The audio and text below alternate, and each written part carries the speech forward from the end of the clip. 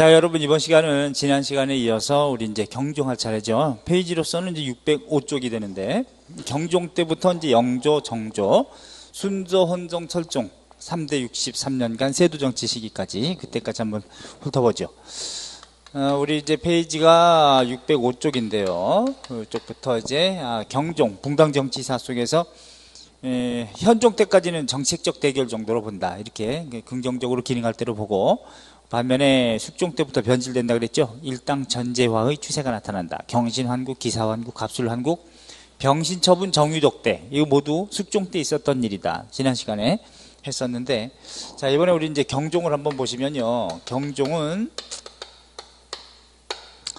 숙종 죽고 경종이 제위하는 시기가 언제냐면 1720년부터 1724년까지 딱 4년간 딱 제위한 게 이제 경종인데, 경종이 제위했을 때 경종은 누구 아들이라고 그랬어요? 장희빈의 아들이죠. 그러니까 숙종의 소생이긴 한데 장희빈 아들인데, 원래 남인계인데 남인계는 다 축출이 돼가지고, 그럼 남인에 대해서 온건한 정책을 쓴다, 관대한 정책을 좀 썼던 세력이 소론이고, 반면에 남인 다 저거 죽여버려야 돼, 이런 강경파가 노론이었기 때문에, 그럼 어차피 남인은 이제 좀 아웃사이더가 됐기 때문에 그러면 소론을 더 중요하게 쓰겠죠. 그죠? 플러스 소론.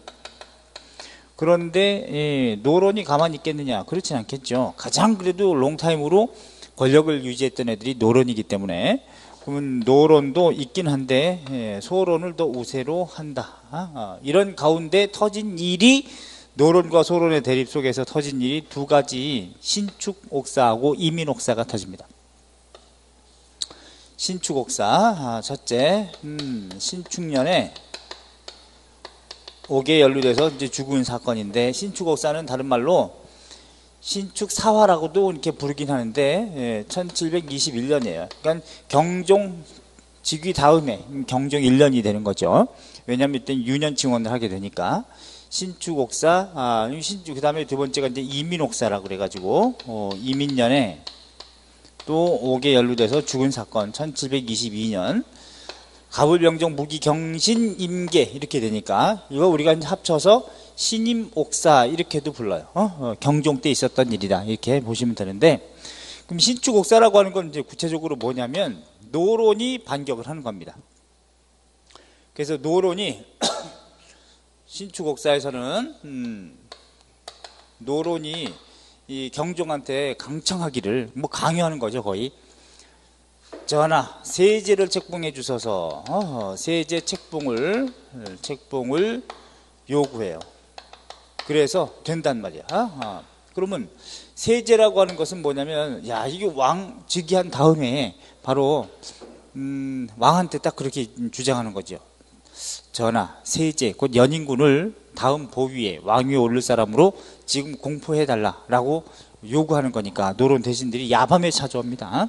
야밤에 딱 찾아와가지고 그렇게 요구하는데, 노론, 이게 태종 때 같으면 얘들 뭐 삼족이 멸할 상황이 되는 거죠. 더군다나 경종이 거의 죽을 지경이 돼가지고, 이제는 세제를, 내가 후사가 없으니 이복 동생인 연인군을 세제로 책봉해야 되겠다라고 해도 신하가, 전하 어인 말씀을 그리 하십니까? 명을 거두어 주셔서 뭐 이런 식으로 좀 얘기를 해줘야 되는데, 그래도 한 3번 정도 계속 왕이, 심지어는 그 이상 정도 굽히지 않을 때, 그러면 명을 받자와 뭐 어쩔 수 없이 그렇게 하겠습니다, 이렇게 해도 될까 말까인데, 얘네들은 왕이 즉위한 다음 해에 바로 그냥 세제를 책봉해달라고 요구하는 것은 무슨 의미예요? 나는 당신을 왕으로 인정하지 않겠습니다, 한 뜻이지. 또 당신 어차피 배 못 낳잖아요, 뭐 이런 의미가 또 거기 다 들어가 있는 거죠.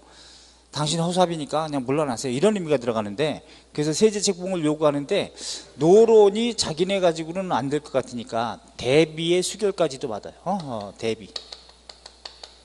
여기서 대비는 인원왕후입니다. 인원왕후라고 그래가지고, 이 사람은 숙종의 계비죠. 숙종이 이제 세 번째 와이프인데, 원래는 인경왕후도 있었고 또 인현왕후도 있었고 인원왕후도 있었죠. 근데 인원왕후가 이제 세 번째 계비입니다. 김씨인데, 원래 이 인원왕후는 아버지가 아주 소론이었어요. 소론이었는데, 아버지가 소론이었지만은 아버지 죽고 자기가 왕비가 되고 나서 이제 노론 편으로 바꿉니다. 더군다나 경종은 자기가 후사가 없었기 때문에, 더군다나 경종은 어떻게 했어요? 장희빈이 죽을 때, 사약받고 죽기 전에 자기 아들 한번 보고 죽겠다 이렇게 요구했을 때 딱 보여줬는데 그 하초를 잡았다고 했죠. 그래서 이제 성불구자가 아니었느냐 이제 이렇게 생각이 되는데, 그래서 이걸 다 이제 왕실 내지는 신하들도 다 알고 있었던 거죠. 그래서 자기가 후사가 없기 때문에 이 경종은 양자를 입양하려고 그랬어요. 딱 입양하려고 그러니까 그러면 경종이 죽더라도 결국은 물러나더라도 양자가 입양이 되면은 결국은 경종의 후사를 잇게 되는 상황이 되니까, 야 이거 안 되겠다 해가지고 인원왕후가 결국은 연인군을 세자로 책봉합니다. 세자. 그러니까 연인군을 양자로 입양을 해. 양자로 입양을 해버려. 그래 놓고 연인군은 이제 노론이 후원하는 세력이니까 숙빈 최씨 아들로서, 그래서 세자 책봉을 요구할 때 대왕 대비였던 인원왕후의 수결, 사인까지도 받게 해서 허락을 받아서 결국은 대왕 대비가 윤호한 일이다 이렇게 이제 몰고 가려고 했던 거죠. 그래서 세제 책봉을 요구하니까 경종이 허용을 했어요. 그러니까 이거 허용했다는 것은 결국은 노론이 이긴 거죠. 노론이 이겼는데, 그래서 야밤에까지 와서 이렇게 강요해가지고 얻어냈기 때문에 그 다음날 어전에 이제 딱 찾아와가지고 소론들이 찾아와서 전하 명을 거두어 주셔서 막 했는데, 이게 대왕 대비까지 허락을 했기 때문에, 사인을 했기 때문에 이건 어쩔 수 없는 일이어서, 그래서 딱 허용을 했는데 노론이 우세했어. 그런데 그 뒤에 다시 또 노론은 세제 대리청정을 강청합니다. 대리청정을 강요해. 그럼 세제 대리청정을 강요한다는 것도 뭐예요? 당시 이제 정치에서 손 떼세요 라고 하는 의미죠. 이게 딱 들어가 있는 건데, 그래서 경종 아이 쌍놈 새끼들 이거 너무하는구만 해가지고 알았다 이 새끼야 해가지고 이제 허용을 해줘. 경종이 알았다 허락을 합니다. 그러면 경종이 이거 세제 대리청정을 허용했다고 하는 것은 노론이 이겼다는 얘기죠. 승리했다는 얘기인데, 그런데 소론들이 막 반기를 들어. 전하 명을 거두셔서 막 이렇게 하니까, 그렇지 그거는 좀 잘못된 거지 해가지고 불허합니다. 불허. 그럼 불허했다고 하는 것은 다시 또 소론이 이겼다는 얘기지, 그지? 소론이 이겼다는 얘기인데, 그래가지고 노론이 이제 약간 물 먹었는데, 그런 다음에 희한하게도 경종은 무슨 일인지 다시 며칠 있다가 다시 세제에게, 연인군에게 정사를 다 맡기노라 이렇게 대리청정을 다시 또 자기가 허락합니다. 그러니까 허락했다는 것은 다시 또 이제 노론이 우세하긴 했는데, 노론도 이거 또 바꾸면 어떡하지? 이제 이런 생각을 한 거야. 그래서 이거 왜냐면 이렇게 허락했다가 바꿨기 때문에 이번에 또 허락한다 이렇게 얘기했다는 것은, 우리가 얘기도 안 했는데 왕이 먼저 허락한다, 다시 세제에게 대리청정을 윤호한다 이런 식으로 명령을 이제 공포했다고 하는 것은, 이거 혹시 떠보는 거 아닐까? 이런 생각을 해요. 그래서 얘네가 노론이 전하 명을 거두어 주셔서 이렇게 한번 딱 한마디 하거든? 소론은 당연히 반대하는 거고, 그랬더니 한마디 했는데 그때 바로 경종은 그렇지 그건 잘못된 일이지 해가지고 불허합니다. 야 이거 환장한다 그지? 그러니까 이때는 다시 또 소론이 이긴 거죠. 소론. 노론도 다시 불허할 줄 몰랐던 거야.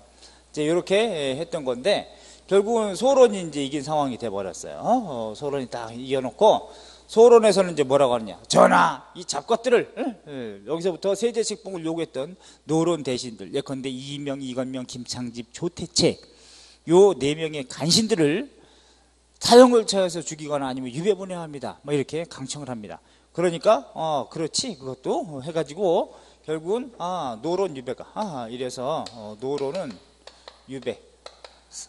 노론은 이제 얘네들 4명의 대신 있죠. 4대신이 유배를 갑니다. 유배를 가고 소론 전국이 됐어. 결국은 이 일이 허용했다가 불허했다가 허용했다가 불허했다가 최종적으로 이렇게 한 일이 불과 10여일 만에 벌어진 일이에요. 세상에. 이게 백성의 삶하고는 아주 아무런 관계가 없는 이제 이런 상황이 돼버렸던 것이 바로 이제 신축 옥사가 되는 건데, 노론 대신들이 이제 피해를 입은 거죠. 소론 이기고 결국은 거두절미하고 신축 옥사 결과 어떻게 된 거다? 결국은 소론, 노론 이제 이런 상황이 돼버린 거죠. 그런데 소론이 우세했기 때문에 소론 입장에서 일으킨 게 이민년의 바로 다음에 이민옥사가 벌어지는데, 이거는 소론의 입장에서 노론을 일망타진하기 위해서 꾸며낸 일이 이제 뭐냐, 삼급수 시해 계획이라고 하는 걸 고변합니다. 삼급수 시해 계획을 고변해. 고변하는 건 이제 알리는 거죠. 소론에 이제 김일경이라고 하는 사람이, 김일경, 목호룡이라고 하는 사람한테 고변을 하게, 목호룡한테 야, 노론 대신들이 이 세 가지 방법으로 삼급수, 그러니까 1급수, 2급수, 3급수 이런 건데, 세 가지 방법으로 경종대왕을 살해하거나 바꿔치기 하려고 했다. 이렇게 이제 고해바치는 이게 이제 이민옥사입니다. 결국은 1급수, 뭐 대급수하고 소급수하고 평지수라는 게 있어요. 평지수. 요거는 1급수고, 요거는 2급수고, 요건 이제 3급수. 이건 뭐 물의 깨끗함의 의미의 급수가 아닙니다. 요거는 대급수는, 요거는 자객으로 죽인다. 자객을 집어넣어서 시해한다. 요것이 이제 대급수 방법이고, 그 다음에 소급수라고 하는 것은, 요거는 독약을 타가지고 독약을 타서 시해한다. 온건한 방법으로. 평지수는, 요거는 평지수는 숙종의 교지를 위조해가지고 세자를 교체한다. 이제 이런 방식이었는데, 여기서 대급수는 실패하는 것 같고 아마 소급수 방법을 쓴 것 아니냐. 결국은 이것이 뭐 확인이 되진 않았지만 어쨌든 3급수 방식으로 경종대왕을 시할 계획을 꾸몄습니다. 이렇게 이제 구해봤죠. 그래가지고 유배 갔던 애들 있죠. 유배 갔던 노론 대신들, 얘네들 사형으로 뒤지게 만들어. 결국은 요것 때문에 결국은 노론 4명의 대신들이 사형으로 뒤져요. 그럼 결국은 이민옥사에 의해서 누가 또 세진 겁니까? 소론이 세진 거죠. 소론, 노론, 이런 상황이 되죠. 이거 신축 이민옥사라고 한다. 결국은 요거 독약을 타서 시한 것 아니냐, 이제 이런 얘기들이 이제 설득력을 얻고는 있는데, 어떤 방식으로 그럼 경종이 죽었느냐? 경종은요, 그래서 아프기도 아팠지만 혼자 뭐 벽을 보고 혼자 얘기하고 이런 그 증세도 있었다 그래. 그런데 이 자기 최측근에, 자기가 남인계니까 최측근에 남인을 좀 둬야 되겠다라고 해가지고 저기 아웃사이더 같은 남인들 대신들을 딱 끌어올려가지고, 경이 이제 날 좀 도와주시오, 뭐 이렇게 얘기합니다. 그랬더니 남인 대신이 제일 먼저 얘기하는 게 뭐냐? 전하, 제일 먼저 어휘를 바꾸셔야 합니다. 최측근으로 어휘를 바꾸시고, 그 다음에 수락관나이들을 다 바꾸셔야 됩니다. 다 바꾸라 그래. 그래서 그리하라 해가지고 그렇게 해서 이제 어휘도 새롭게 바꾸고 그랬어요. 그런데 경종이 죽는 이유는 1724년도에 그 유명한 간장게장 사건이 이제 터집니다. 그러니까 이거 이후에 노론 대비전에서, 대비전은 이제 인원왕후전에서, 이쪽에서 대비가 경종한테 뭘 갖다 이제 바치냐면, 음식을 이제 갖다 주라고 하냐면 간장게장하고 간장게장은 요거는 밥도둑이라고 하죠. 그래서 이제 잘 먹고 아니 이렇게 맛있는 것이 있었더냐 해가지고 이제 기운도 차리고 앉아서 정사도 좀 보고 뭐 그랬어. 근데 간장게장과 더불어 같이 갖다 준 것이 생감차예요. 근데 간장게장과 생감차는 굉장히 안 좋은 상극이랍니다. 그래서 생감차도 먹고, 그러고서 경종은 혼절합니다. 혼절했는데, 혼절한 상태에서 연인군이, 세제가 됐던 연인군이 영조가 되는 사람이죠. 여기에 자기 형을 갖다가 좀 좋은 걸 먹여드려야 되겠다 해가지고 어떤 걸 가지고 오냐면 인삼차를 가지고 와요. 인삼차를 가지고 오는데 어의가 이걸 막습니다. 막아가지고, 세제자, 지금 이 간장게장과 생감차를 드시고 혼절하셨는데 여기에 인삼차를 복용하게 되는 것은 어가에서는 지극히 금지하는 방법입니다. 만약에 여기에 인삼차까지 복용하신다면 다시는 귀를 돌리지 못합니다. 의학 상식으로는 맞지 않습니다. 라고 했더니 연인군이 막 버럭 화를 내. 감히 누구 안전이라고 그런 말을 함부로 내뱉고 있느냐. 내가 그 정도 상식도 모를 것 같으냐 해가지고 닥치거라 해가지고 본인이 편전해 가지고 들어가요. 경종 누워있는데 거기서 매겼겠지. 그러고 나서 경종 죽어. 결국은 야, 그 희한하죠. 그렇게 의학 지식으로도 안 맞는 저런 간장게장과 생감차를 먹고 거기에 더 상극인 이 인삼차를 복용하게 했다는 것은 이것은 뭐 죽으라고 고사 지낸 것 아니냐, 이제 이런 설득력 있는 얘기들이 이제 오가는 거예요. 그래서 이제 경종이 죽고, 그런 다음에 이제 경종 죽었으니까 다음 해가 이제 뭐예요? 영조가 즉위하는데, 연인군이. 그러면 영조가 딱 즉위했다고 한다면 영조 치세가 조선왕조사상 가장 롱타임이거든요. 햇수로 53년, 만으로 52년간 재위하니까 1724년부터 해가지고 1776년까지 재위하는 것이 이제 영조입니다. 그럼 영조는 누구 쓰겠어요? 자기 왕으로 만들려다가 유배가 가지고 죽은 노론도 있기 때문에 노론 대신들을 쓸 수밖에 없지. 이제 전국이 이렇게 바뀌는 거야. 플러스 노론이 우세한 가운데, 그러면 소론은 또 이제 아웃사이더가 된 거죠. 소론, 이런 상황이 돼. 노론이 우세한 가운데 소론은 또 아웃사이더가 된 이런 상황이 된다.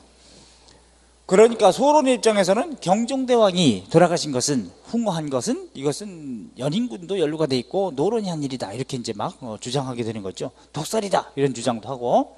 그래서 이제 영조는 딱 치세에서 어떤 일이 있느냐, 영조 치세에서 첫째 이런 일이 있습니다. 1724년에 즉위했는데 다음 해가 을사년이에요. 그래서 을사처분을 해. 을사처분이다. 혹은 을사환국이라고도 하는 건데 1725년. 요거는 노론을 전국으로 다 이제 권력을 주는 거야. 노론, 소론, 이런 입장이 돼. 그랬더니 자기 편으로 다 이제 정치를 다 하게끔 권력을 줬어. 그랬더니 노론이 이제 하는 얘기가, 전하, 소론을 다 주게 합니다, 이렇게 강하게 요구합니다. 근데 자기가 즉위하면서부터 옥사를 일으키게 되고 사람들 많이 죽이고 그러면 실록에 또 안 좋게 기록되고 하니까 영조는 알았다, 그거 좀 알았으니까 좀 나중에 하자, 뭐 이랬거든. 그랬더니 노론이 계속 겁박을 하듯이 막 지금 죽여야 합니다, 막 이렇게 얘기해. 그랬더니 영조가 짜증이 납니다. 야, 그건 너무하잖아. 그랬는데 영조는 어떤 핸디캡이 있냐면 무술이 출신의 아들이라는 거 요구하고, 또 하나는 그러니까 핏줄 혈통이 형편없다는 거하고, 서자 출신이니까. 또 하나는 노론 입장에서는 우리가 당신 왕으로 만들어줬는데 우리 말 안 들을 겁니까? 라는 의미의 어떤 택군이라 그래. 군주를 우리가 택해줬다, 그러니까 당신은 우리 말 들어야 된다, 이제 이런 택군의 혐의에서부터 되게 핸디캡이 있었던 거야. 거기서 아킬레스건이죠. 그러니까 이 새끼들 너무하네 이거 해가지고 정미처분을 해. 정미년에 가불병정 2년 후에 정미처분을 단행합니다. 과감하게. 1727년이죠. 그래서 노론이 함부로 이렇게 막 씹어대니까 노론을 아웃시키고 소론을 중용하기 하는 이런 상황이 돼. 그러니까 소론 내부에서는 좋아, 이 타이밍이야 해가지고 소론 내부에서도 그래, 그러면 우리도 관직에 나가서 왕말 좀 듣고 좀 고관 관직을 좀 차지하자, 이런 의미로 완소도 있고 준소도 있습니다. 완소는 영조를 인정은 하자, 왕으로 연인군을 인정하자 라는 입장이야. 그러니까 친영조의 개념인 것이고, 소론이라 하더라도 강경파 준소라 그래. 반영조입니다. 반영조. 나는 영조를 왕으로 인정하지 않겠다 라는 입장. 그래서 완소는 완전 소중한 게 아니고 완만한 소론이라는 뜻이야. 결국은 친위 세력인 완소를 쓰겠죠, 영조는. 그래서 이렇게 소론 내부에서도 준소 강경파와 노론 다 죽여야 된다, 이런 입장과, 또 이 영조조차도 우리는 인정하지 않겠다, 이런 입장과, 반면에 이왕 왕으로 올라갔으니 왕으로는 인정하자, 그래놓고 우리가 관직은 좀 얻어내자, 권력을. 이게 이제 완소가 되는 거야. 그런 가운데 세 번째, 바로 1728년도에 무신란이 터져요. 안타깝게도 무신란이다. 무신란. 그럼 무인들이 난을 일으킨 게 아니고 무신년에 난을 일으켰다라고 하는 겁니다. 1728년도 이 무신난은 이인좌의 난이라고도 우리가 얘기하죠. 이인좌라든가 정희량이라든가 정희량, 박필현 이런 사람들이 이제 주동한 것이 무신난인데, 근데 이 이인좌는 누구냐면은 이인좌는 급진남인입니다. 급진남인계 남인이고, 정희량이라든가 박필현 요 둘은 소론이에요. 정희량, 박필현은 준소가 돼. 준소. 그래서 이제 이인좌는 원래 16세기에 영의정이었던 이준경이라고 하는 대학자의 현손, 먼 후손입니다.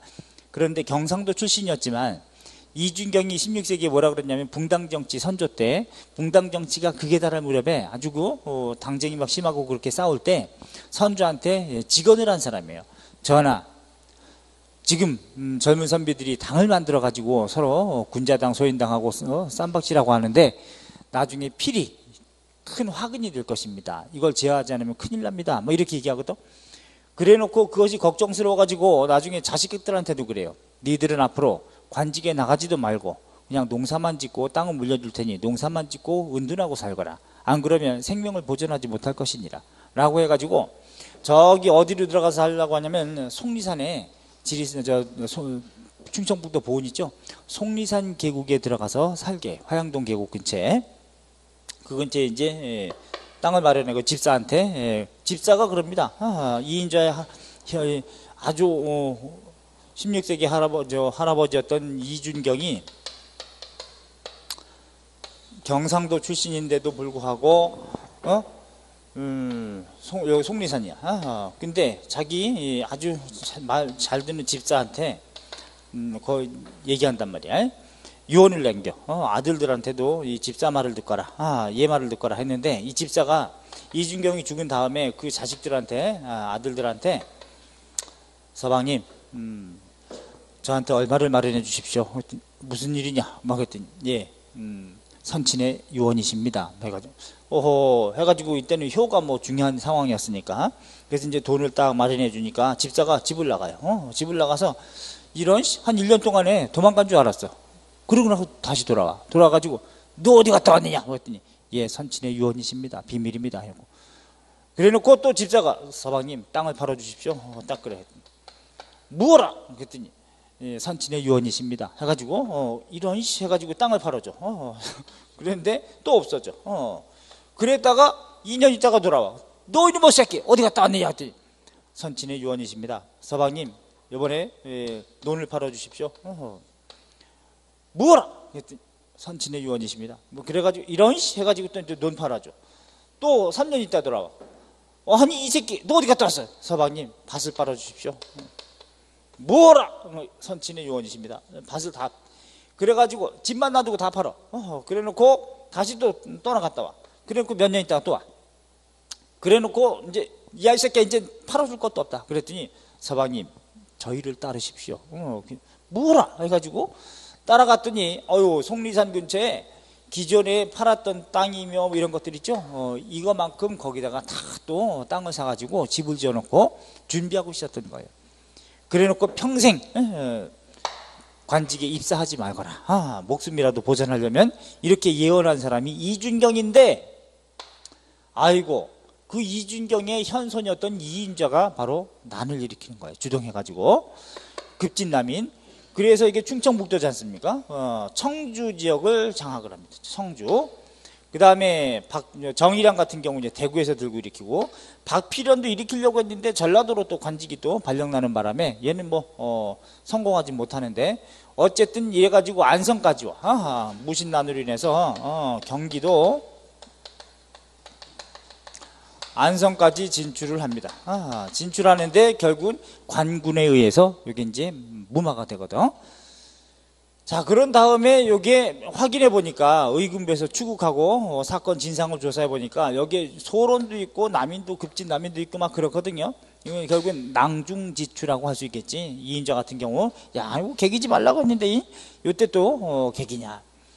그래가지고 이제는 소론한테도 정권을 줬는데 소론 계열에서 난을 일으키고 하다 보니까 영조가 이런 야 니네도 이거 같이 모의한 거 아니야? 이런 식으로 이제 몰아붙이니까 요 정치에 참여하고 있던 완소 영조를 인정하자라는 입장의 완소는 그 혐의에서부터 벗어나기 위해서 전하 저는 절대 아닙니다 라고 얘기하니까 영조는 뭐라고 하냐, 그러면 니네가 아니라는 것에 그 증거를 대라, 어떻게 처리하는지 한번 보겠다 해가지고 소론한테 어떻게 처벌하는지 니네한테 심판권을 주겠다라고 해. 그러니까 소론은 자기네가 그 혐의에서 벗어나려고 더 강경하게 자기 소론 계열을 죽입니다. 그래서 이인좌, 정의량, 물론 이인좌는 급진남인이지만 정의량, 박필연 얘네들을 아주 일망타진하고 진압한 다음에, 그래서 영조는 청주와 대구 지역은 반역의 고향으로 찍어요. 반역의 고장으로 찍어서 반세기 동안 곧 50년 정도 과거 응시 자격이 박탈됩니다. 이거 봐요. 이게 지금 영조 초년기잖아. 영조 초반 4년 만에 있었던 일이기 때문에 영조가 53년간 제위한다 그랬죠. 횟수로. 그러면 거의 반세기 50년간 과거 응시 자격이 박탈된 고을이 돼버렸어. 어디하고? 어디? 청주하고 대구가. 근데 그 청주 대구 지역, 특히 대구 지역의 유생들을 다시 신원시켜준 게 정조 때입니다. 그래서 정조 때 영남 유생들이 만인소를 올리죠. 정말로 영남 유생들이 한 1만 명 정도 되거든. 나중에 여러분들 1880년에 개항 이후에 김홍집이 제2차 수신사로 갔다가 가지고 들어온 책이 조선책략인데, 그 조선책략에 대한 반대로 이만손이라든가 이런 사람이 계긴 게 이제 영남 만인소가 올리죠. 그 영남 만인소는 그때는 영남 유생 1만 명을 대표로 자기가 상소합니다라고 해서 올린 거지, 정조 때는 진짜로 1만 명의 유생이 전부 다 서명해, 자기 이름을 다 서명했어요. 그래가지고 정조를 칭송하는 글을 딱 올리니까 과거 응시 자격 같은 거 주다 보니까 이걸 신원시켜줬단 말이야. 그래 놓고 그때 영남 유생 1만 명이 대부분 정조를 칭송하는 연명을 올렸거든. 우리가 영남 만인서라 그래요. 그것도. 자, 요게 이런 상황이 바로 이제 무신란이다. 그래 놓고 영조는 야 이거 요놈 썼더니 지네가 너무 주장하고 요놈 썼더니 또 반란도 일으키고 이거 안 되겠다 해가지고 가불병정 무기 기유처분이라는 거래. 다음에 기유년에 기유처분을 해. 1729년의 일입니다. 요거는 뭐냐, 노론과 소론을 골고루 써야 되겠다. 한쪽만 일방적으로 쓰지 말고 노소 병용하겠다. 이거를 내걸어요. 노소 병용이라고 하는 건 노론 소론을 골고루 쓰는 조치로 인해서 어떻게 하느냐, 쌍거호대하겠다. 쌍거호대라 그래. 쌍방을 다 들어 올려서 상호응대하겠다. 결국은 노론을 영의정으로 쓰면 소론은 좌의정으로 쓰고 뭐 이런 식으로 이제 골고루 배분하겠다. 이게 이제 쌍거호대 인사 원칙에 있어서 쌍거호대. 또 양치양해 하겠다. 양치양해. 이건 뭐냐, 한쪽을 치죄, 죄를 다스리면 다른 쪽도 죄를 주겠다. 다른 쪽을 풀어주면 이쪽도 풀어주겠다. 풀어줄 해자. 그래서 양치양해라 그래. 양치양해. 그래서 반충 반역의 논리, 반충 반역으로 규정합니다. 반충이라고 하는 거는 신축옥사 있죠. 신축옥사는 신축년에 세제를 책봉해 달라고 노론이 강요한 거, 이것은 충으로 보겠다는 얘기죠. 반면에 반은 역모로 규정하겠다. 이민년의 일, 이민옥사는 곧 삼급수 살해 계획이 있었다고 하는 것은, 이것은 실제 있었던 걸로 보겠다. 결국은 신축옥사를 충으로 본다는 얘기는 노론 편을 들어준 거죠. 그죠? 노론 입장을 편든 것이고, 이민년의 일을 역으로 반역으로 봤다는 얘기는 이거는 소론 편을 들어준 거지. 그지? 그래서 반반 섞어 쓰겠다. 그래 놓고 나온 것이 이제 유죄시용의 조치가 나오는 거예요. 오직 재능 있는 애들만 쓰겠다. 유죄시용. 유죄시용이니라. 오직 유자. 재능 있는 애만 쓰겠다. 마땅히 재능 있는 애만 등용하겠다. 이게 유죄시용. 이제 요게 영조 때 기유처분 이후에 상황이 됩니다. 그러므로 이제 영조는 완론탕평이라고 하는 내용이 여기서 나오는데, 완론탕평은 완만한 주장하는 애들만 쓴다는 얘기입니다. 유죄시용의 조치로 완론탕평.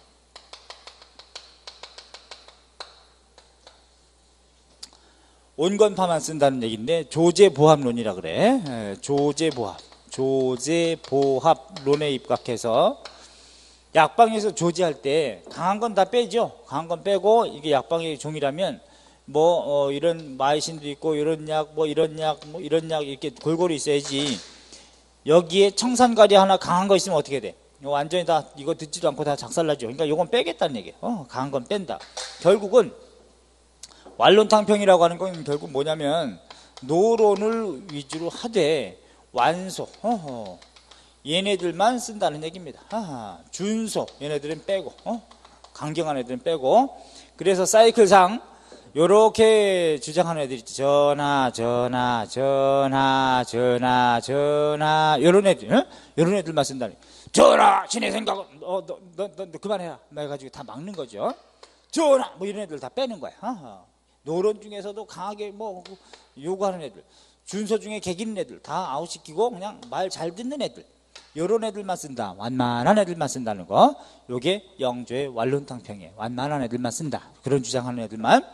결국은 자, 요거는 사료가 이중환의 택리지에서 나오는 사료인데, 얘부터 의리와 명분 가지고 피 터지게 싸우는 습속은 사라졌으나 왕이 그런데 그러다 하지 않고 모두 예스맨, 예라고만 한다. 그러므로 다 두루뭉술한 한 색깔이다. 이거 둥글둥글해졌다는 얘기야. 강한 거는 다 빠졌다는 얘기죠. 그럼 이거 어느 왕 때의 상황이냐? 영조 때 상황이구나. 완만한 상황으로 만들어졌다는 거. 이렇게 알아두시면 돼. 자, 그래 놓고 영조가 이제 왕권이 좀 강화되는 상황 속에서 1740년이 되면은 1740년에 경신처분이라는 게 있어요. 경신처분. 1740년에 요거는 최종적으로 노론을 편듭니다. 팔은 안으로 굽는다 그러죠. 최종적으로. 결국 노론을 소론보다 중요하게 썼다는 얘기는, 결국 여기서 이민년의 옥사 삼국수 시해 계획으로 고변했던 것은 진짜로 이건 있었던 일로 역모로 봤다는 것은 이제는 그것도 충으로 본다. 이민년의 옥사는 요것도 충으로 규정을 한다. 결국은 소론은 설 자리가 없는 거죠. 명분상으로. 이것은 노론이 한 일이었기 때문에 역모로 본다는 것이 인정됐을 때는 소론이 그래도 명분이 있었는데, 이제는 소론이 설 자리가 없어진 거야. 결국은 이래서 이제 왕권이 강화된 상황 속에서 여섯 번째 경신, 이렇게 가죠. 무기 경신 임계, 신유 대훈이 반포가 돼. 신유년에 국가적으로 이제 크게 반포하는데, 이게 1741년입니다. 그러니까 영조 재위 기간 중에 1741년, 결국은 한 25년 정도 지난 뒤죠. 26년 정도 지난 뒤에 이 신유대운의 조치는 굉장히 중요합니다. 왕권이 강화되면서 신유대운의 조치로 인해서 반포하는 거예요. 당연히 이때는 왕권 강화 조치로 영조가 이거 다 이렇게 규정을 해버렸기 때문에 노론 자기 편이 됐고, 그러니까 이때 이걸 강화해서 이제 살림의 존재를 인정하지 않아서 서원철폐돼. 서원철폐. 170여 개의 서원을, 개소의 서원을 철폐하고, 이런 붕당정치의 폐단이 이조 전랑직을 둘러싼 다툼에 있다고 보고, 전랑들이 가지고 있는 당하관 이하를 추천할 수 있는 권리 있죠? 이거를 없애버립니다. 전랑 당하 통청권, 당하 추천권인 통청권을 혁파해. 그러면 누가 당하관 이하를 추천할 수 있는 권한을 가지고 있느냐? 이조 판서한테 줍니다. 그래서 이조 판서에게 위임을 하고, 그 다음에 한림 회천권도 없어요.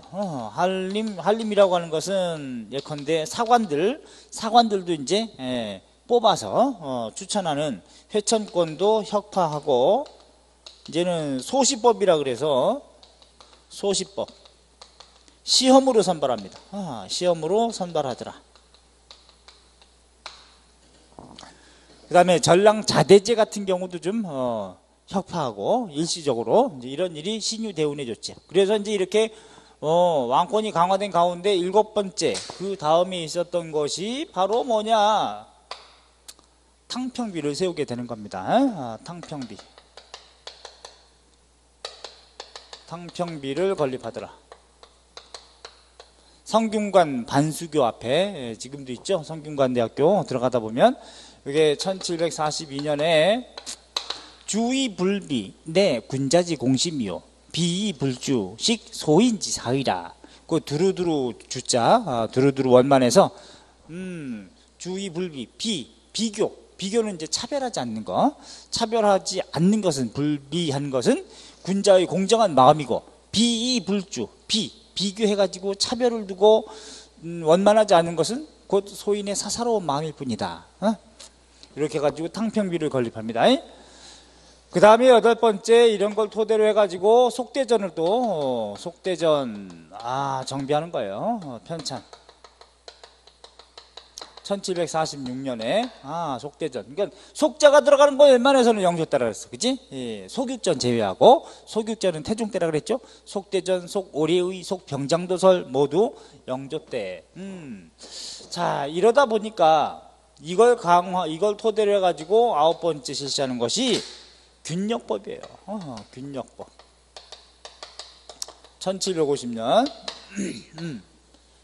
균역법이 실시가 되는 것이고, 그런 다음에 10번째, 그러면 소론들은 어떤 입장이겠어요? 야, 영조 때는 우리 안 되겠다. 이런 생각을 하고, 그럼 소론들은 이제는 영조 때한테는 완전히 밑보였으니까, 그럼 세자하고 친해지자 해가지고 사도세자하고 굉장히 친해. 세자도 아버지가 굉장히 롱타임으로 왕위에 있었기 때문에 궁궐에만 있는 건 재미없죠. 그러니까 좀 여기저기 나가 돌아다녀도 보고 막 이랬던 거지. 그러면서 그 비행이라든가 이런 거 일거수일투족을 다 또 영조한테 고해봤죠. 반대 세력들이. 그런데 바로 1755년에 을해 옥사가 터집니다.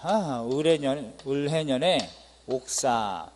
요게 1755년인데 이거 우리가 이른바 나주괴서 사건이라 그래. 나주괴서 사건이다. 이 나주괴서 사건은 전라남도 나주에서 유배당했던 윤지, 조사해봤던 이제 윤지라고 하는 요 소론입니다. 소론인데 이 윤지라고 하는 애가 나주 객사에 여기 명조를 비방하는 글을 써붙여놓은 거예요. 걸어둔 거. 이건 나주 괴서 사건이야.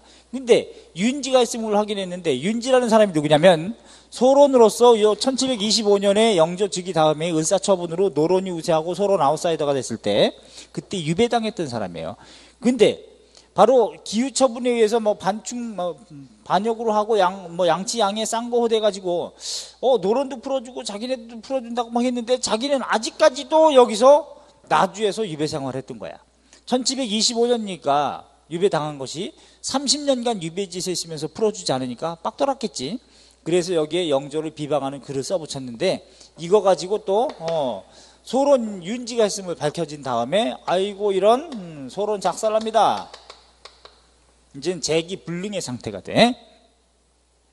이런 가운데 야 이거 안 되겠다 해가지고 이제 사도세자, 결국은 세자하고 계속 친하다가 세자에게 여러 번 경고장도 있거든요. 옐로카드. 왜냐하면 영조는 자기가 정말 그 쪽팔린 핸디캡, 서울 출신이고 뭐 이런 태군의 혐의, 이걸 피하기 위해서 성군이 되려고 뭐 공부도 많이 했어. 경연도 많이 하고.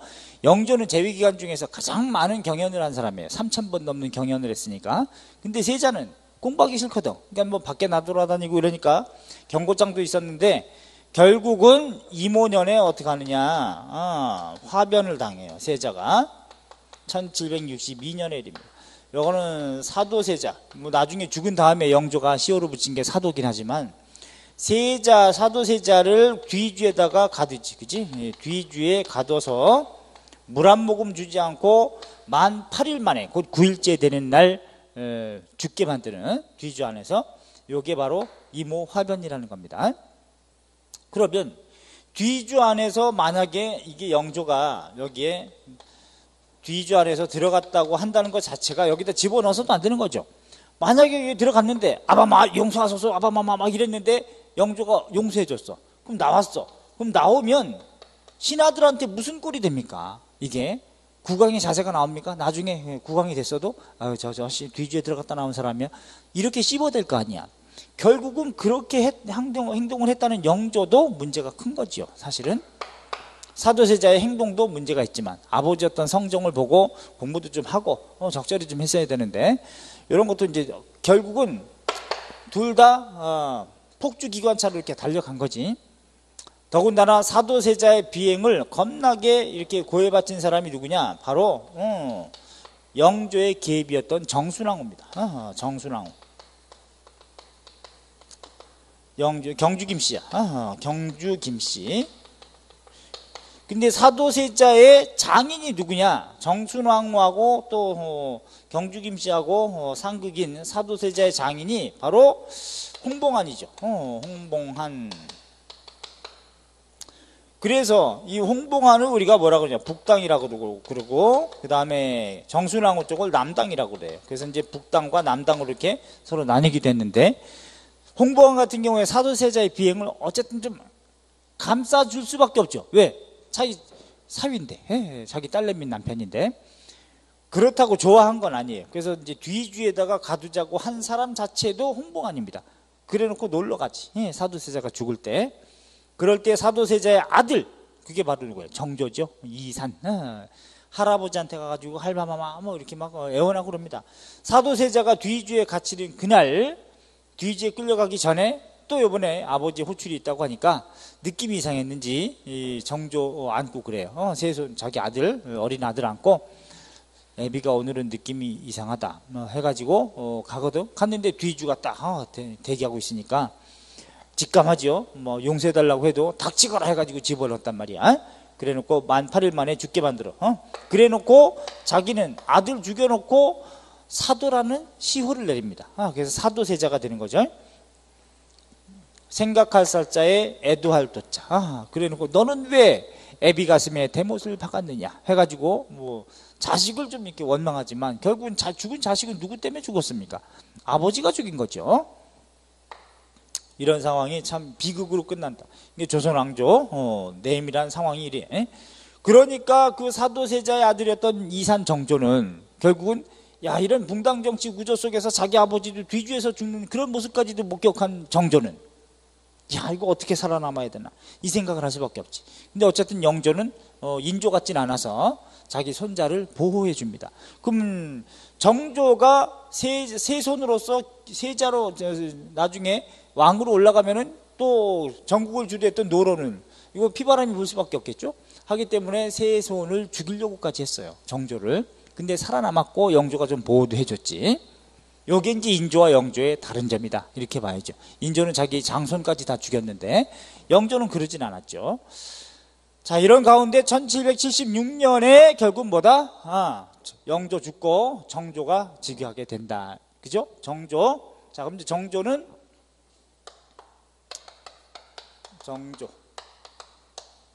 1776년부터 1800년까지 딱 1800년 죽은 것이 정조인데 그러면 정조는 누구 쓰겠습니까? 당연히 정조는 남인을 주로 써요. 근기 남인을 주로 쓰고 플러스 남인. 그러면서도 남인도 쓰지만 전국에서는 지금 누가 있었어? 노론이 굉장히 주도하고 있었죠. 이거 여기다가 노론. 남인을 주로 쓰되 남인을 주로 쓰되 남인하고 상극이었던 세력 중에 노론도 여전히 한 150년간 정계를 다 장악하고 있었기 때문에 노론, 그 다음에 소론. 자, 근데 남인 중에서도요 이제 의리 문제가 불거진 거야. 이모년에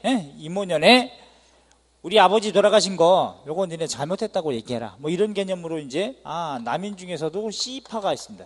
C파는 당시 금상 정조를 옹호하는 입장을 C파라 그래. 친정조파, 친정조. 반면에 남인 중에서도 벽파가 있어요. 벽파. 이거는 편벽된 파벌이다 해가지고 이 이모화변에 대해서는 그건 어쩔 수 없는 거 아니었느냐. 영조를 옹호하는 입장. 영조를 옹호하는 입장이. 옹호. 그래서 이제 이모 의리 문제가 불거진 거야. 자, 그래서 지금 현 왕의 편을 들 것이냐, 아니면 전왕 영조의 편을 들 것이냐. 오죽했으면 영조가 그렇게까지 했겠느냐라는 입장이 벽파. 노론 내부에서도요, 시파와 벽파가 있습니다. 시파, 벽파가 있어. 벽파. 소론 내부에서도 시파, 벽파가 있습니다. 벽파. 그럼 당연히 정조는 누구 쓰겠어요? 나름대로 노론 중에서 시파, 소론 중에서 시파를 중용하겠지. 그지? 그러니까 정조는 어쨌든 남이 시파, 노론 시파, 소론 시파, 헤이 시파, 이 시파들을 많이 쓴단 말이지. 그지? 자기 친위 세력이니까. 단 워낙에 벽파 세력도 아주 오랫동안 롱타임으로 아주 궁궐 안에 다 짜여져 있고 구조적으로 오랫동안 집권했던 세력이기 때문에 얘네도 있기 때문에 벽파 중에서는 누구를 좀 이용해 먹느냐. 심환지라고 하는 애를 이용해 먹어요. 심환지. 그래 놓고 얘가 여론을 주도하고 그러니까 정조는 심환지하고 주고받은 어찰정치합니다. 어찰정치. 299통 정도의 몇 년 동안 한 5년 정도 비밀리에 임금어자, 임금의 서찰을 보내면서 정치를 해서 짜고 치는 고스톱으로 말을 맞춰요. 말을 맞춰서 예를 들면 이런 겁니다. 월요일날 어전회의에서 이런 일이 안건이 있는데 그대는 이리 주청을 하라. 그러면 내가 이렇게 얘기하면 그것에 대해서 이렇게 응답하라 라고 짜고 치는 고스톱을 해. 근데 승정원 일기하고 비교해보면 그 날짜에 어전회의에서 있었던 일 그대로 정조가 어찰해서 얘기한 부분을 그대로 심한지도 얘기하고 정조도 얘기하고 있다는 점. 요게 이제 시스템으로 정치를 운영했던 게 아니구나. 정조는. 그러니까 정조에게 내가 그랬죠. 그 전부터도 정조한테 근대성이라고 하는 건 없다.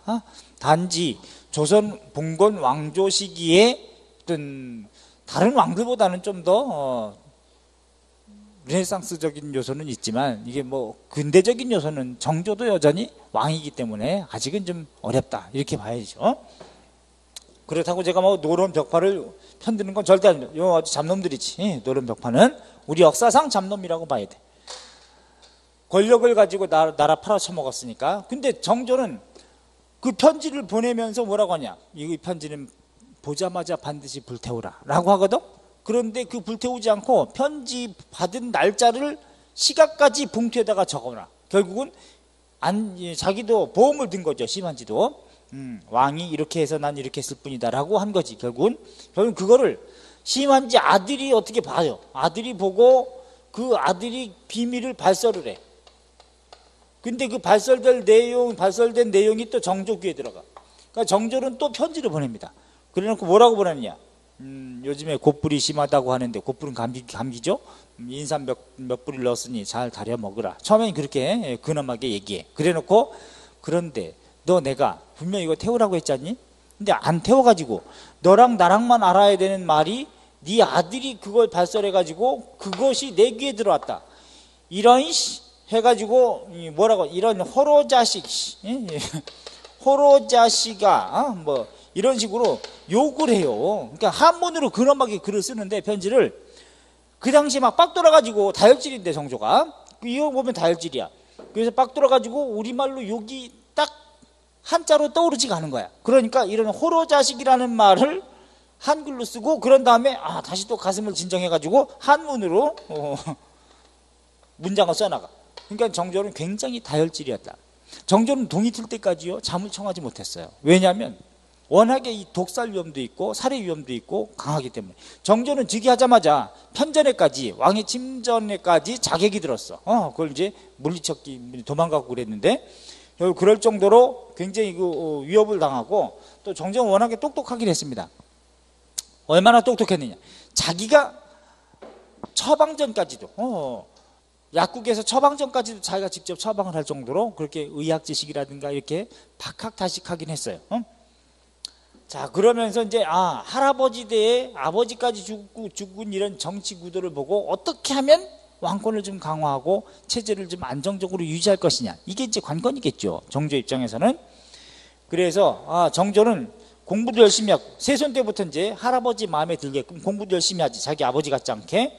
그래가지고 정조는 겁나게 공부하면서 이제는 논리적으로 싸움을 해. 그래서 준론탕평을 전개합니다. 준론탕평은 강하게 시시비비를 가리는 거야. 시시비비를 가림.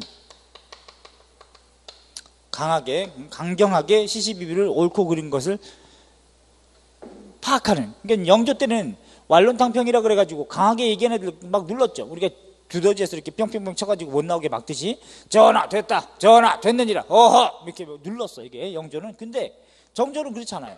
그래? 그대 하고자 하는 얘기 다 해봐라 해가지고 하면, 전하 신의 생각은 그래? 얘기 다 했어? 예, 다 했습니다 전하. 그러면 뭐라 그래? 넌 그게 문제야 해가지고 그 부분을 허벌나게 이게 강하게 논리적으로 이제 싸움하는 게 정조의 준론탕평. 그래서 끝까지 논리적으로 물고 늘어져 가지고 상대의 어떤 굴복시키는, 여기 이제 준론탕평이라 그래. 결국은 정조는 또 어떻게 하느냐, 어전 회의에서 딱 그래요. 뭐라고 하냐면 실제로 노론한테 그래. 경은 온고지신을 어떻게 해석하는가, 딱 이렇게 물어. 그랬더니 노론이 아니 대답도 그거 삼척동자도 다 알지, 온고지신이라는 거는. 그러니까 이걸 왜 묻나 당황스럽긴 하지만 대답은 해야죠. 그건 예 것을 익혀서 새로운 것을 아는 것을 얘기합니다, 이렇게 얘기하니까 정조가 버럭 화를 냅니다.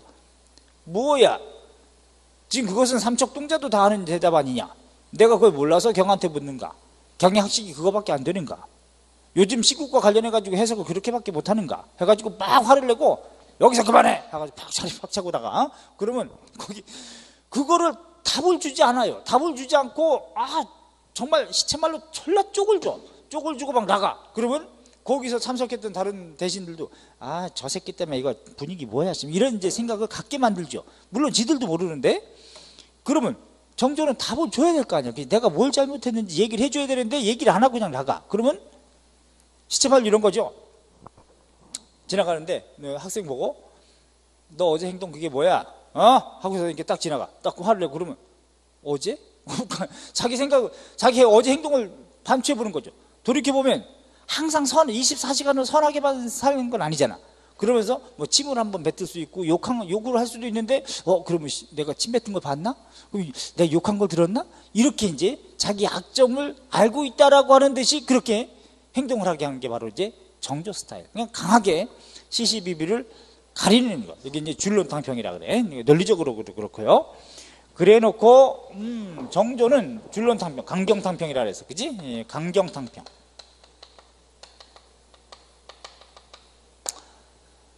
특히 남인시파 중에 대표적인 사람이 누구냐?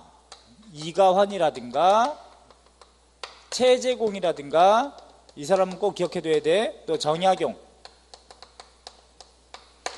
이런 사람이 바로 이제 남인시파의 대표적인데, 특히 남인시파 쪽에서는 서학을 좀 많이 수용하는 신서파가 이쪽에서 납니다. 신서파, 믿을 신자, 서학을 이제 신앙으로 좀 많이 믿고 하는 세력이고, 반면에 요 벽파 쪽에서, 남인 쪽에서 공서파가 나와요. 공서파.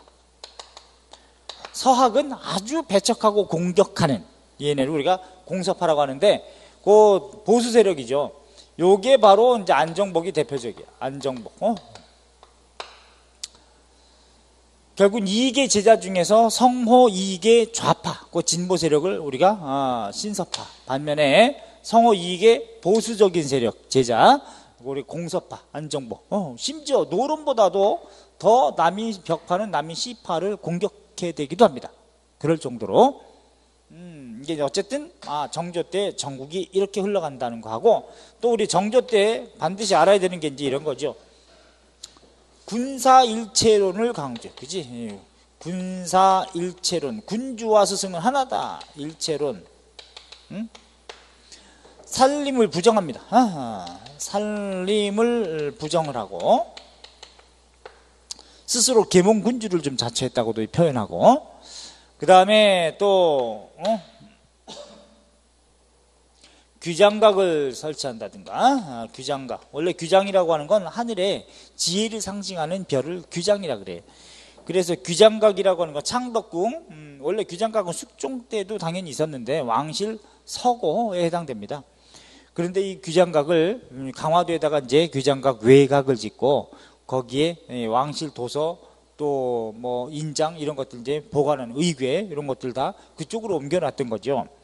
그 다음에 이걸 이제 내각이라 그래. 귀장각. 특히 창덕궁, 창덕궁의 주합루라고 하는 건물이 있는데 지금도 있어요. 주합루가 뭐냐면 우주의 이치를 모아놓은 건물. 이게 주합루가 우주 주자에 이치를 모을 합자 모아놓은 건물이다 해가지고 창덕궁 주합루에 귀장각이라고 하는 걸 설치해서 문신들을 등용하고, 그래서 귀장각 설치, 또 장용영이라고 하는 이 귀장각은요 정조가 즉위하는 1776년에 제일 먼저 하는 일이 바로 즉위년에 있었던 일이 귀장각 설치입니다. 그 다음에 장용영이라고 하는 군영체제, 원래 세자 시절에 이 장용위라고 하는 세자 친위 부대가 있었는데 요거를 군영으로 확대한 거야. 이게 이제 장용영을 또 설치하더라. 내영도 있고 외영도 있습니다. 내영과 외영이 있는데 내영은 한성에 두고 한양에, 외영은 바로 이제 수원 화성을 건설한 다음에 거기다가 주둔하게끔 만든 거죠. 그래서 정조는 야 이게 아주 힘들거든. 힘들고 정조도 화병이 있었어요. 화병이 있어서 돌침대 갖다 놓고 거기에 맨살을 거기다가 올려놓고 잠을 청하고 할 정도로, 또 종기, 조선 왕들 중에서 종기에 의해서 돌아가시는 분이 굉장히 많습니다. 종기도 있고 그래놓고 어쨌든 수원 화성을, 수원에다가 화성을 건설하더라. 화성을 건설하고 1794년부터 96년까지 1794년부터 1796년까지 화성을 건설하고, 이거는 왕권 강화도 되죠. 이거는 세계유산입니다. 화성, 수원 화성. 무슨 얘기냐? 자기는 자기 아들 순조가 20살이 되면 왕위를 물려주고 조선 태종처럼 세종한테 물려주고 상왕으로 앉아 있으면서 자기는 그 화성에서 남쪽에서 보호해주고 있고 외영을 가지고, 반면에 이제 아들이 잘 정치하게끔 이렇게 후견인 역할을 하려고 했었던 사람이 정조인데, 그렇게 순조가 20살이 되기 전에 곧 11살에 결국은 승하하고 말죠. 그 다음에 화성에 경제 기반이 될 수 있도록 그 주변의 동탄이라든가 이 근처에 대유둔전도 설치합니다. 대유둔전. 구경농장이야. 구경농장. 요것도 설치하고, 한양에서 수원까지 가려면, 화성까지 가려면 한강을 건너야 되겠죠. 한강인데, 한강 건너려고 하다 보니까 대규모로 행차하기 위해서는 필요한 게 이제 다리가 좀 필요할 텐데, 그 당시에 한강 다리가 없으니까 어떻게 건너갔느냐. 정약용한테 그런단 말이야. 야경아, 너 한번 고안해봐 해가지고 정약용 머리를 쥐어짜냅니다. 쥐어짜내가지고 그러면 여러 배를 이렇게 연결해가지고 여기에 건너가면 되겠다. 그렇게 해서 이제 정약용은 주교사를 또 설치하게 해서, 정조는 주교사 설치. 그래서 주교라 그러면 배다리를 가설해. 주교, 배다리, 배주자 다리교자, 주교를 가설하는 것도 이게 주교사 설치. 정조 때 일이죠. 이런 거라든가. 자, 그 다음에 초계 문신제. 초계 문신제라고 하는 거는 37살 이하의 현직 관리 중에 유능하고 젊은 애들을 다시 발탁해가지고 재교육을 통해서 요직에 앉히는 걸 우리가 초계 문신제라고 그래요. 문신을 백길초 아래자예요. 그러니까 베껴서 그 보고서 리스트 작성해가지고 아래에서 올리면 걔네들을 선발해가지고 재교육을 시켜서 요직에 이제 앉히는 걸 초계 문신제 이렇게 얘기합니다. 요게. 자, 그리고 정조는 대전 통편이라고 하는 법전도 다시 편찬하고, 대전 통편. 영조는 속대전, 정조는 대전 통편, 흥선대원군 때는 대전 회통, 내지는 또 육전조례 이런 것이고, 그 다음에 만천명월 주인웅이다 라고 하는 자서도 써요. 만천. 이게 내에 비치는 달이 있는데 밤에 그 달, 내가에 비치는 달을 딱 투영하는 거 보고 내가 전국 방방곡곡의 모든 집을 다 가가호호 방문할 수는 없지만 그 서민들이 모두 물속에 있는 달은 쳐다본다. 달은 하나지만 그 하나는 본인이란 얘기죠. 그래서 만천에 곧 온 내에 비치는 명월 밝은 달이 있는데 그 밝은 달의 주인 되는 늙은이는 나다 라고 하는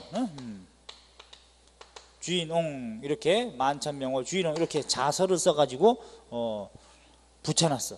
또 편액을 탕탕 평평 이렇게 해가지고 또 붙여놓기도 하고 요게 정조.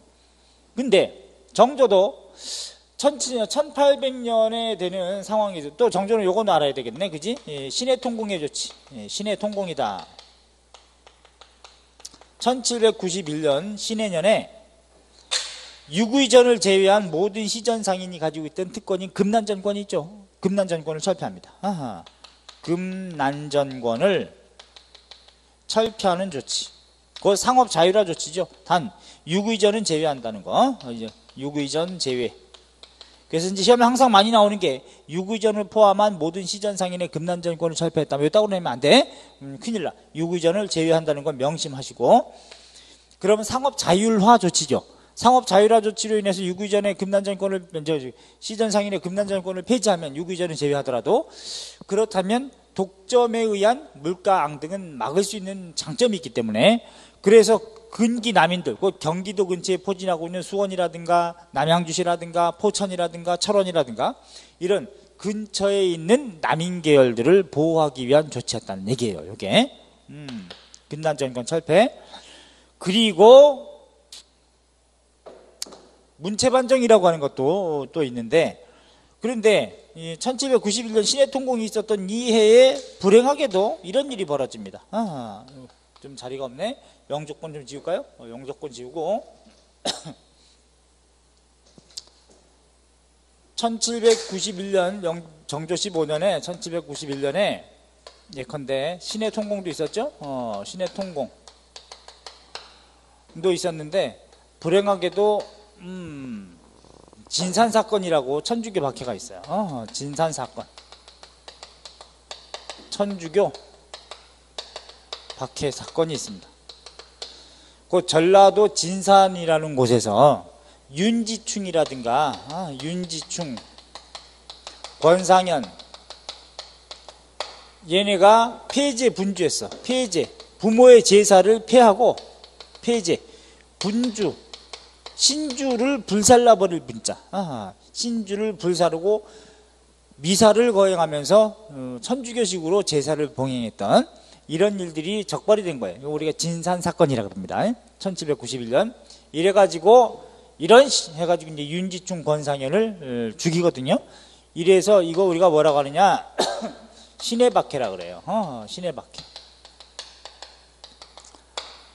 근데 여기에 연루돼 가지고 결국은 누구도 많이 이제 혐의를 받냐면 주로 난민 계열들이 천주교를 많이 수용하고 있기 때문에 거기에 정약용 같은 이 정조가 이뻐하는 애들이 다 껴있는 거야. 남인 애들이. 더군다나 정조는 천주교 박해에서 3번의 박해가 있었습니다. 1785년도에 요때 명례방 사건이 터져요. 명례방 사건. 명례방은 이 명동입니다. 지금 명동에 이거 우리가 추조 적발 사건이라 그래. 추조는 형조입니다. 형조에서 적발 사건. 곧 김범우라고 하는 사람 집에서 천주교식으로 미사를 거행했던 예를 요걸 걸린 게 있어요. 형조가 추조거든. 추조 형조에서 김범우 집에서 미사 거행했던 요것 때문에 이제 정조는 그래도 이제 훈방 조치를 많이 합니다. 여기에 뭐 정약용도 있었고 막 다 껴 있었기 때문에 많이 훈방 조치하거든요. 그래놓고 성략이라고 하는 것이 잘 다듬어지고 정착이 잘 또 되고 그러면 저거는 사악한 종교는 저절로 없어질 것이다. 이제 이런 생각을 했던 상황이었는데 많이 좀 온건하게 되었어. 근데 1787년도에 또 하나 반회 사건이라는 게 터집니다. 반회 사건. 이거는 북촌의 양반거리죠. 지금의 경복궁이 있는데 북촌거리의 양반 마을에서 미사를 거행하고 했었던, 이게 김석대 집에서 김석대 집에서 여기서 양반촌에서 모여가지고 천주교식으로 교리를 공부하고 미사를 거행하고 이런 것이 또 걸렸어요.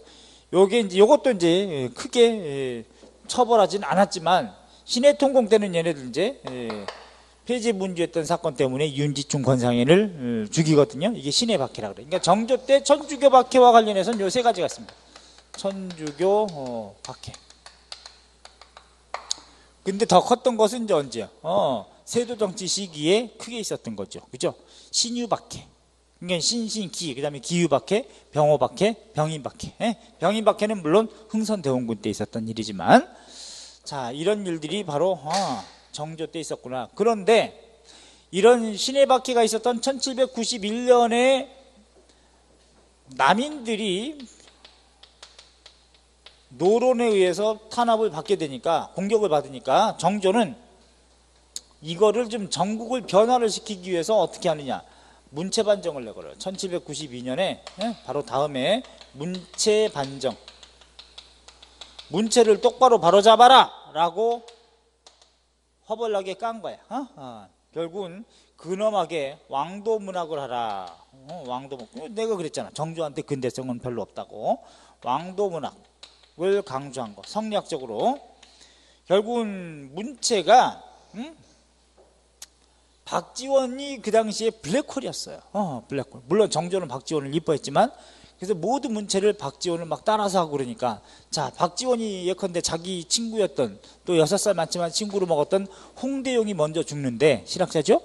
홍대용이 죽었을 때 그 묘지명에다가 옛날 사람들은 다 근엄하게 쓰거든.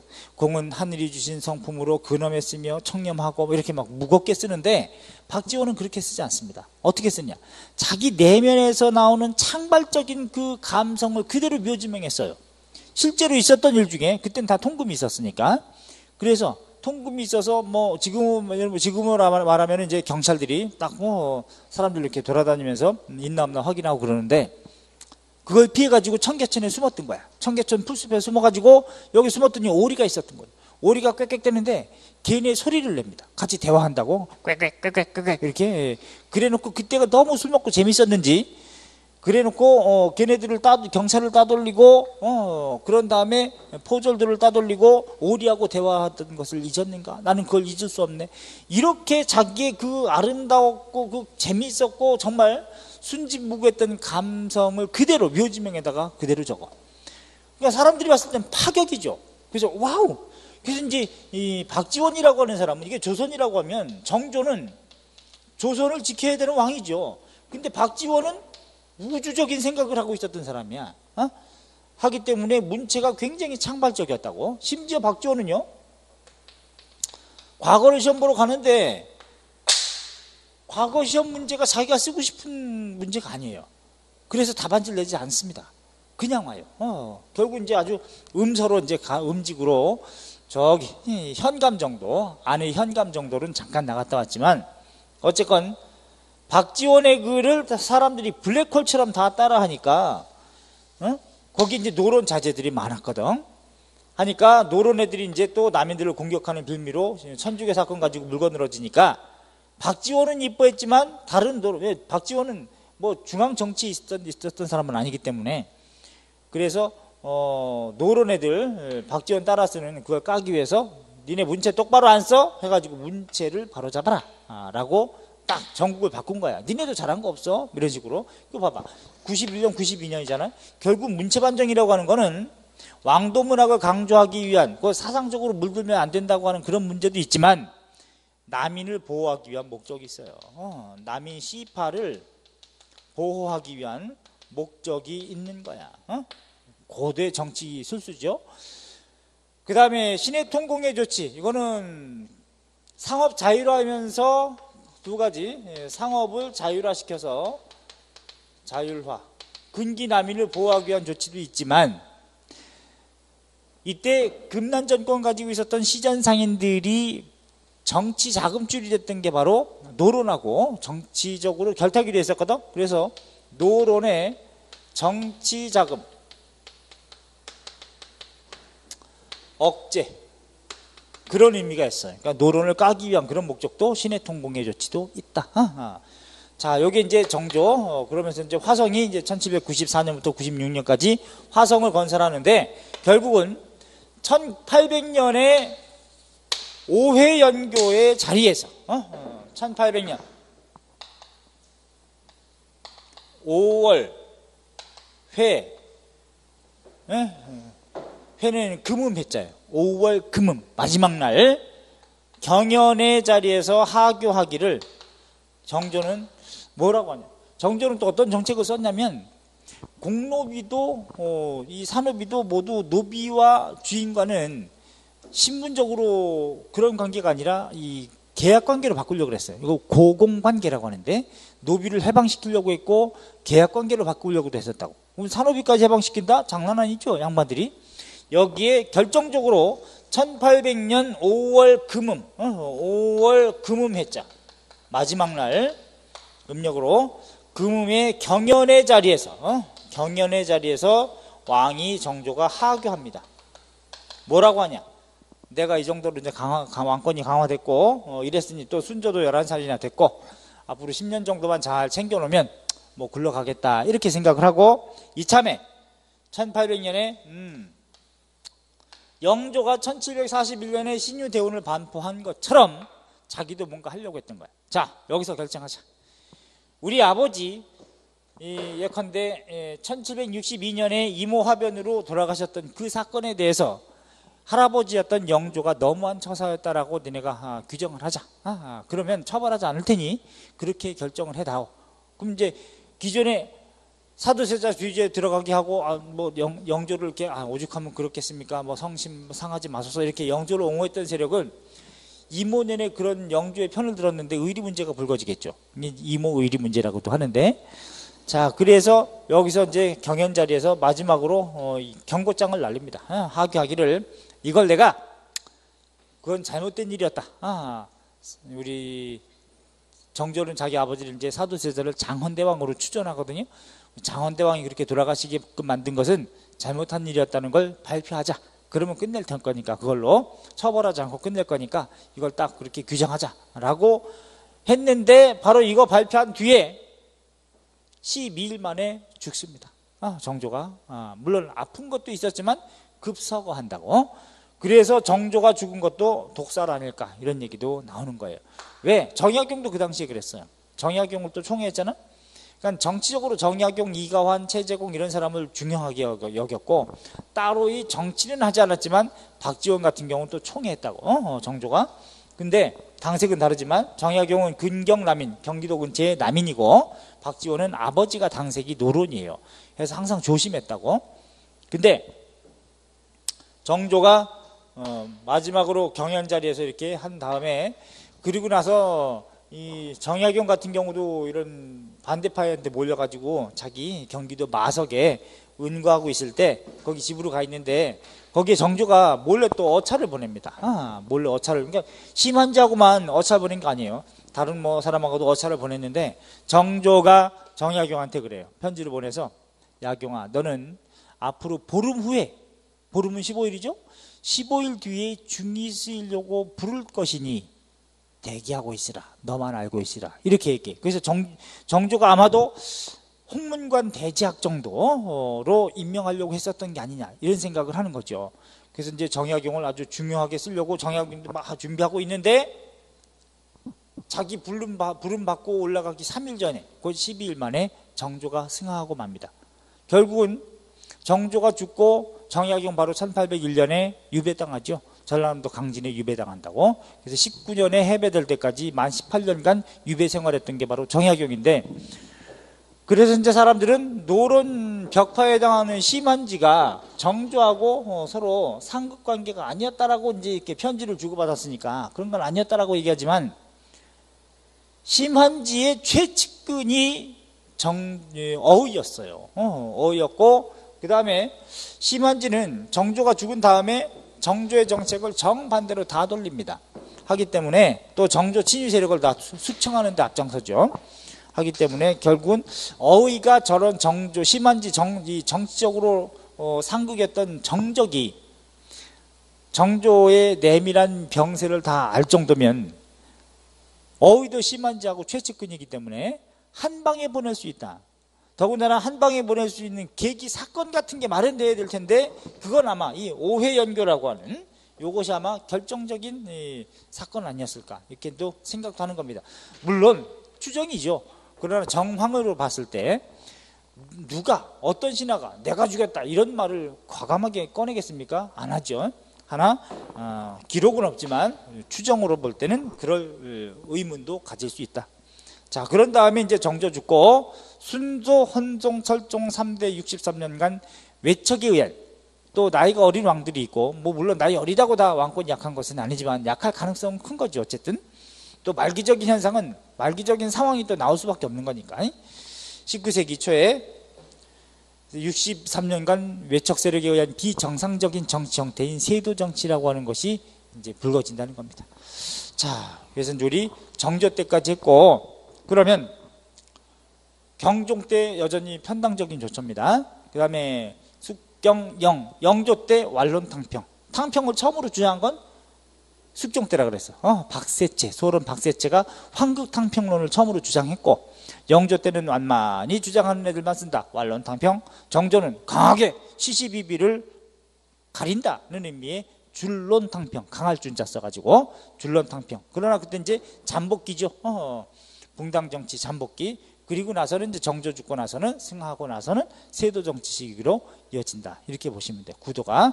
자, 그러면 우리 잠깐 쉬었다가 책으로 쭉쭉 좀 점검해주고 설명은 다 했으니까 어디가 중요하다 이러고 책으로 점검한 다음에 세도 정치 시기 전국 한번 또 얘기해 드릴게요. 쉬었다 갑니다. 아셨죠? 잘 정리해 주세요.